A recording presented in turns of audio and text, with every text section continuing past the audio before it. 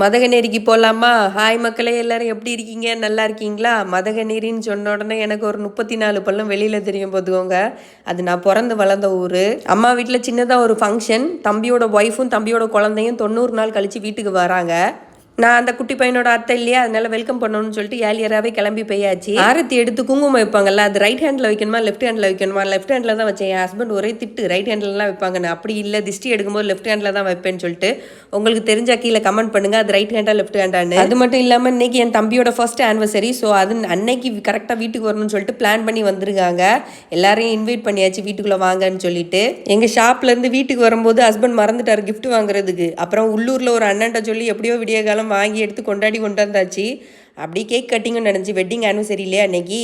வள்ளியூரில் ரொம்ப கிளைமேட் வந்து ரொம்ப சூடாக இருக்கும். இந்த குழந்தைங்க வச்சுருக்கவங்களாம் ரொம்ப கஷ்டம். என் பிள்ளைங்களாம் தூங்க ரொம்ப கஷ்டப்படும். மார்த்தாண்டத்தில் கொஞ்சம் கிளைமேட் நல்லா இருக்கும். அப்படியே நாங்கள் சாப்பிட போயாச்சு.